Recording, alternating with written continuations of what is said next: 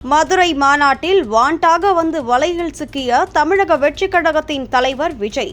தமிழக வெற்றிக் கழகத்தின் மாநாட்டில் நடிகர் விஜய் 2026 சட்டமன்ற தேர்தலில் திமுகவுக்கும் தவேகாவுக்கும் இடையேதான் முதன்மை போட்டி இருக்கும் என கூறி அதிமுகவை மறைமுகமாக ஓரங்கட்டுவது போல் பேசியது அரசியல் வட்டாரங்களில் பெரும் பரபரப்பை ஏற்படுத்தியது.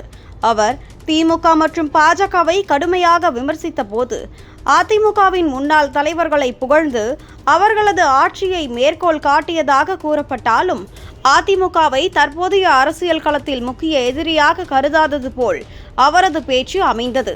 இது அதிமுகவுக்கு எதிரான மறைமுக சீண்டலாகவே பார்க்கப்பட்டது.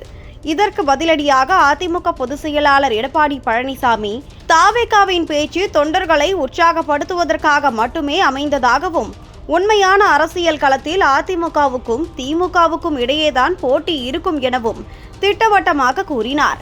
மேலும் விஜயின் கருத்துக்களை அவரிடமே திருப்பி கேட்க வேண்டும் என்று கூறி தவேகாவை ஒரு முதிர்ச்சியற்ற புதிய கட்சியாக மறைமுகமாக விமர்சித்தார்.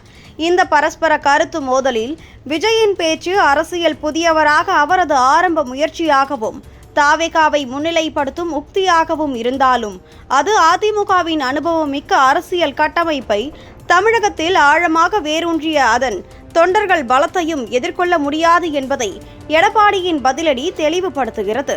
ஏனெனில் அதிமுகவின் நீண்டகால அரசியல் பாரம்பரியமும் தலைமையின் அனுபவமும் தவேகாவின் உணர்ச்சி பூர்வமான பேச்சுகளை விட மக்கள் மத்தியில் பலமான தாக்கத்தை ஏற்படுத்தக்கூடியவை.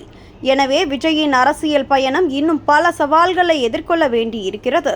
அதே வேளையில் எடப்பாடியின் பதிலடி அதிமுகவின் தன்னம்பிக்கையையும் அரசியல் முதிர்ச்சியையும் பறைசாற்றுகிறது.